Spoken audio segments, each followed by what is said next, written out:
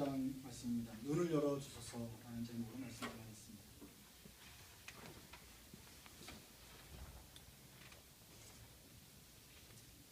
어떤 아들의 이야기를 먼저 하겠습니다.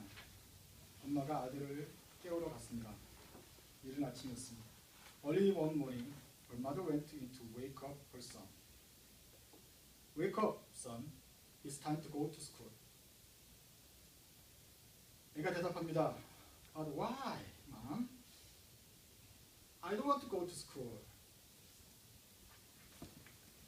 Give me two reasons why you don't want to go to school. 엄마가 물었습니다. 그러면 두 가지 이유를 대라. 왜 너 학교 가기 싫으냐? Well, the kids hate me, for one, and the teachers hate me too. 애들이 날 다 싫어하고, 학생들이 날 다 싫어하고, 선생님들도 날 싫어합니다. Oh, that's no reason not to go to school. Come on, and now and get ready. 일어나서 빨리 가도록 해라. 그러자 엄마, 내가 학교에 가야 될 이유를 두 가지 말해주세요. Give me two reasons why I should go to school. Well, for one, you are 52 years old. 너 지금 52살이야. 두 번째 이유, you are the principal. 너는 교장 선생님이잖아. 그랬다 그럽니다. 여기서 우리가 알 수 있는 교훈은 학생들도 학교 가기 싫지만 교장 선생님도 학교 가기 싫을 때가 있다. 어떨 때는 교장 선생님이 또 느끼기에 학생들이 다 자기를 싫어하는 것 같고 선생님들마저도 나를 싫어하는 것 같아서 가기 싫다라고 느낀다는 거죠.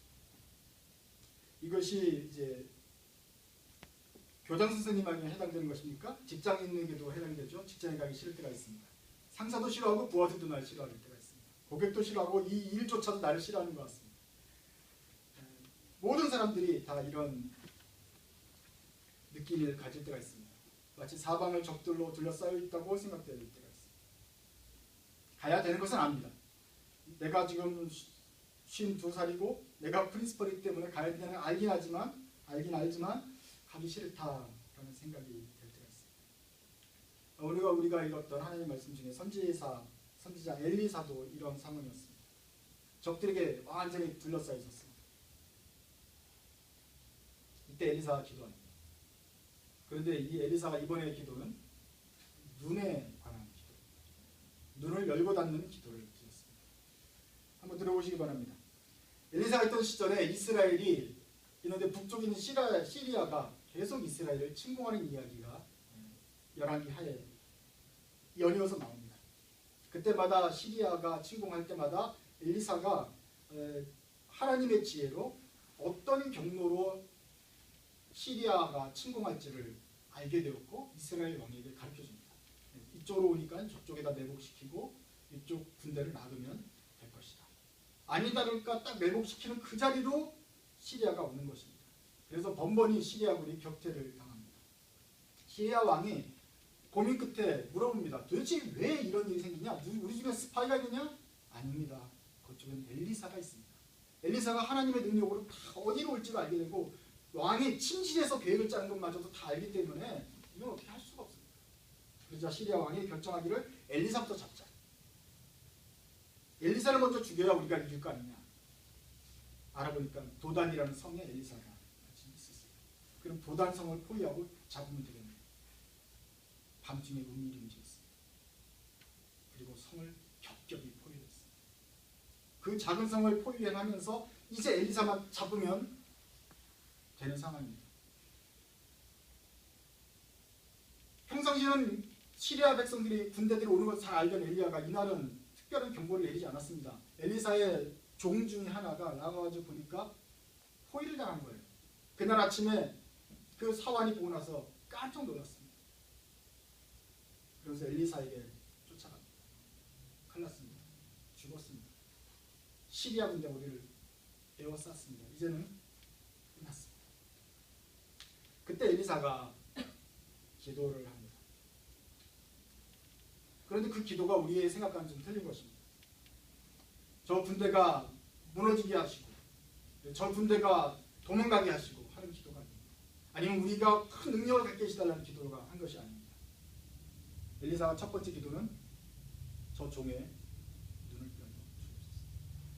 저 종이 눈을 열어서 제대로 좀 보게 해주십시오 라는 기도를 했습니다.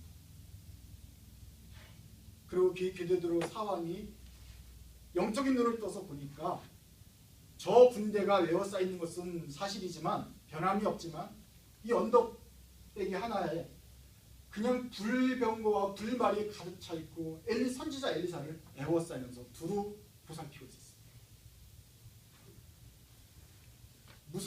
뭐가 둘러싸고 있다고요?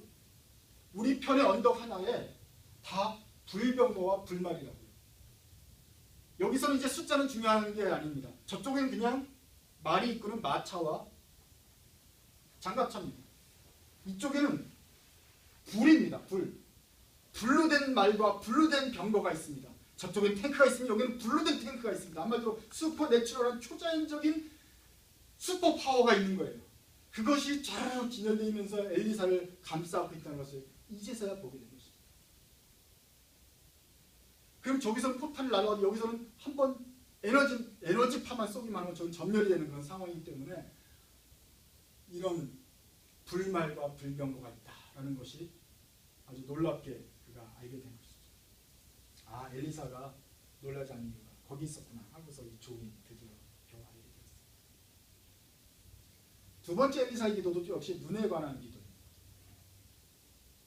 엘리사가 또 기도합니다. 하나님, 선지자를 잡으러 오는 저 시리아 군대에 눈을 멀게 해주십시오.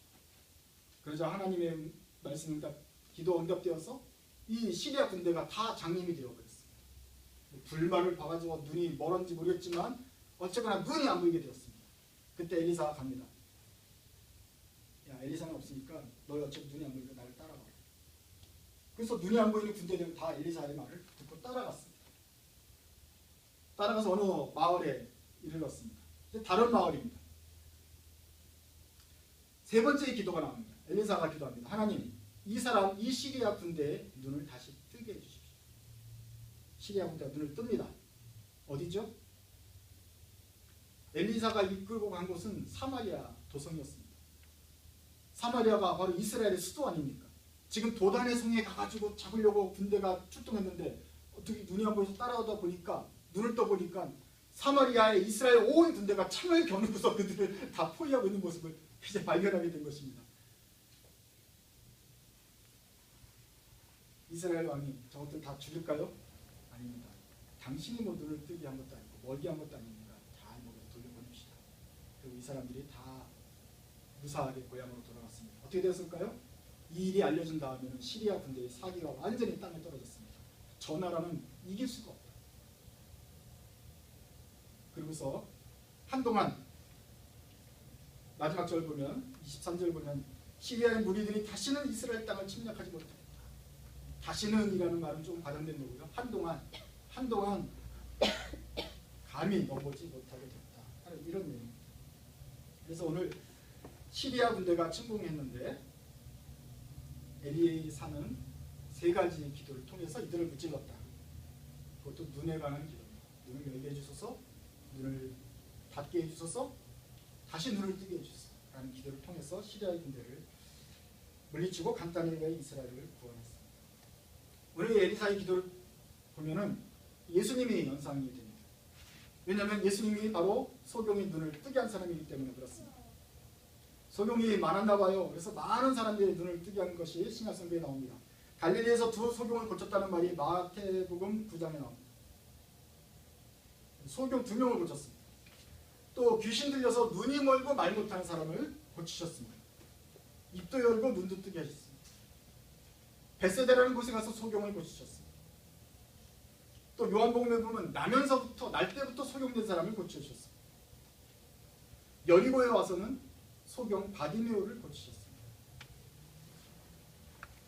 그러면 예수님이 바로 이 엘리사와 같은 그런 눈을 뜨게 하고 닫게 하는 그런 능력을 가지신 분인가? 맞습니다. 그런데 오늘 엘리사의 이야기와 가장 비슷한 이야기는 사실은 소경과의 대화가 아니라 베드로하고 얘기하면서 나옵니다. 그것은 예수님께서 잡히시던 날 밤이었어요. 성찬식 마치고 예수님이 기도하시고 이젠 됐다 할 때 그때 유다가 와서 군병들이 이끌고 예수님께 입맞춤하고 예수님을 로마 군사들에게 넘깁니다. 로마 군병들이 검과 몽둥이를 갖고 예수님을 잡으러 왔고 체포하러 왔습니다. 그때 베드로가 칼을 들어서 그때 두 자리의 칼을 준비했다. 칼을 들어서 앞에 선 종의 귀를 칩니다. 말고라는 종이었는데 그 말고의 귀를 잘라버립니다. 그때 예수님이 이렇게 말씀하십니다. 내 칼을 칼집에 도로 집어넣어라. 칼을 쓰는 사람은 모두 칼로 망한다. 베드로야, 너희는 내가 나의 아버지께 당장 12군당 이상이 되는 천사들을 내 곁에 세워주시도록 청할 수 있다고 생각하지 않느냐? 만약에 그렇게 되면 반드시 이렇게 될 거라고 예언했던 그 성경의 말씀이 어떻게 이루어지겠느냐? 라고 하시면서 베드로를 말리십니다.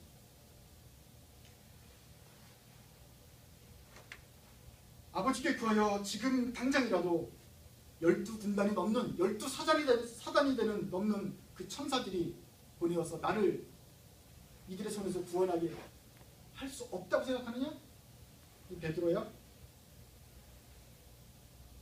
그렇게 물으시는 것입니다. 엘리사의 때 시리아의 군대가 도단을 가득 에워쌌습니다. 그때 종들도 엘리사의 종이 두려워했던 것처럼 예수님 때 로마 군사들이 이 12제자의 무리들을 에워싸자 베드로가 두려워했습니다. 엘리사의 때에 그 종에게 가진 것이 없었습니다. 도무지 이 시리아 군대를 이길 힘이 없었습니다. 그런데 예수님 때에도 마찬가지였습니다. 베드로에게는 이 포위망을 뚫고 갈 힘이 없었습니다. 가진 거라고는 칼 2자루밖에 없었습니다. 물론 그 칼은 이거보다는 컸을 것입니다. 베드로가 얼마나 정도의 칼을 옷으로 숨겼는지는 모르겠지만 그러나 그 앞에선 로마 군사들을 생각해 보십시오. 세계 최강의 군사들이 칼과 방패를 들고 왔습니다. 그리고 이 단검은 전투 능력의 가장 효과적인 로마 군대의 병기였습니다. 거기에 대충 만든 식칼 같은 거는 손톱깎이 칼 정도밖에 생각이 안 되었을 것입니다. 베드로는 자기 있는 거 가지고 최선을 다해서 쳤지만 로마 군사를 친 것이 아니라 그 로마 군사의 종을 그저 하나 찔렀을 뿐입니다. 그것도 심각한 상처를 내는 것도 아니고 귀 조각 잠깐 자른 것 밖에는 할 수가 없었습니다. 이걸로는 이길 수가 없다. 베드로도 알았고 주님도 알았습니다. 도무지 이런 현실 속에서 베드로도 무능했고 엘리사의 종도 어떻게 할 수가 없었습니다. 지금도 마찬가지입니다. 사방으로 포위된 것 같은 이런 상황 속에서 하나님의 제자들이 할 수 있는 것은 별로 많지 않습니다. 그때 주님이 이렇게 기도하셨습니다. 주님이 바라셨던 것은 바로 베드로의 눈이 열리기를 기도했습니다. 만약에 자기가 섬기고 있는 주님이라는 그 예수님이 진짜 메시아이고 하나님의 아들이라면 그 주위에 당장이라도 동원할 수 있는 12사단이 넘는 천사들이 그를 옹립하고 옹이하여서 이 위기상을 모면할 수 있다고 그렇게 베드로가 믿기를 바랬습니다. 저 군사들이야말로 저 군사들 정도야 손 하나도 까딱하지 않고 물리칠 수 있는 능력이 있다는 것을 베드로가 믿기를 기대하셨습니다. 더 나아가서 그럼에도 불구하고 이 능력을 사용하지 않는 이유, 그럼에도 불구하고 예수님께서 잡혀가시는 이유는 더 큰 하나님의 구원 계획을 이루시려고 그 예언을 성취하시려고 하셨다는 것을 베드로가 이해했으면 하고 바라셨습니다. 만약에 베드로가 그것을 알았다면 베드로가 그때 눈을 떠서 이것이 하나님의 뜻이 이루어지는 것을 그 길이라는 것을 그가 알았다면 베드로는 두려워하지 않았을 것입니다. 마치 엘리사의 종이 사방으로 우겨싼 시리아의 군대를 보기 전에 먼저 불병과 불말이 그 도단성을 에워싸고 있는 것을 보았다고 한다면 두려웠지 않았을 것과 같습니다. 우리는 어떻습니까? 오늘 우리도 종종 학교 가기가 싫습니다. 때때로 사방으로 에어싸임을 당했다는 느낌을 받습니다. 사람들이 나를 싫어하는 것 같고 상황은 불리한 것 같습니다. 건강도 예전 같지 못하고 두려움의 의욕도 사라집니다. 몸마저 아픕니다. 헤쳐나가려면 무기가 있어야 되는데 우리가 가진 것이라고는 아무리 살펴봐도 주머니 칼밖에 없는 것 같습니다. 이런 상황에서 우리는 학교 갈 수가 없습니다. 그럴 때 주님은 우리에게 뭘 원하실까요? 주님은 엘리사처럼 우리를 위해 기도하십니다. 성령께서 말할 수 없는 탄식으로 우리를 위해서 간구하십니다. 그것은 우리가 하나님의 큰 능력을 받게 달라는 것입니다. 어떤 이상한 방법으로 저 적군들이 물러가 버리고 갑자기 스스로 괴멸해 버리는 것을 기도하지 않습니다.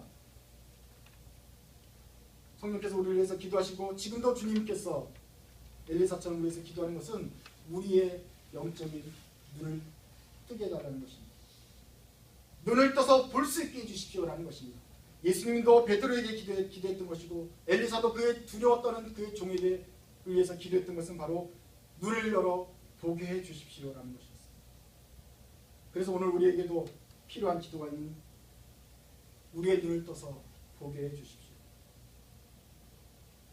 포위되어서 위급한 상황이고 두려워 떠는 상황일지라도 눈을 열어서 하나님의 사람을 지키는 것이 불병거와 불만이라는 것을 보게 하옵소서. 예수님께서 잡혀가시는 것이 이게 낭패가 실패가 아니고 이것이 끝이 아니고 하나님의 뜻이 이루어지는 과정이라는 것을 알게 하소서. 우리가 가진 고난과 어려움이 이것으로 끝이 아니라 이 일을 통해서 이루어지려는 하나님의 뜻이 있음을 다시금 알고 믿게 하소서. 이렇게 기도해야 되겠습니다. 오늘 우리 기도 중에는 더 큰 칼을 달라고, 더 날카로운 검을 달라고 기도하고 있습니까? 이제는 우리의 기도의 방향을 바꿔서 우리 자신을 위해서 기도합시다. 우리 눈을 열어주소서. 우리 눈을 열고 보게 하소서. 그렇게 한다면 주님께서 그 기도를 들으시고 갑자기 우리 눈이 밝아져서 온 언덕에 가득 찬 하나님의 불말과 불병거가 하나님의 성도들을 두루 에워싸고 감싸는 것을 보게 될 것입니다. 이것이 엘리사를 통해서 오늘 예수님의 말씀을 기억하게 하시고 우리에게 주는 하나님의 말씀입니다. 다시 한번 우리들의 눈을 열어 주님의 능력을 보게 하는 그런 신령한 눈이 뜨는 경험들이 우리에게 있기를 바랍니다. 기도하시겠습니다. 하나님 기도합니다. 우리 약한 자들의 눈을 열어 주옵소서. 사방으로 에워싸인 중에도 변함없이 우리를 돌보시는 주님, 그 불말과 그 불병거를 보게 해 주옵소서. 두려운 마음에 확신을 주시고 우리 싸움이 혈과 육에 대한 것이 아니고 하늘의 권사와 어둠에 대한 영에 대한 것임을 다시 깨닫게 하여 주옵소서. 세상의 모든 것을 소유하신 주님이 그 무엇보다도 강하다는 사실을 알고 확신을 갖게 하여 주옵소서. 예수님의 이름으로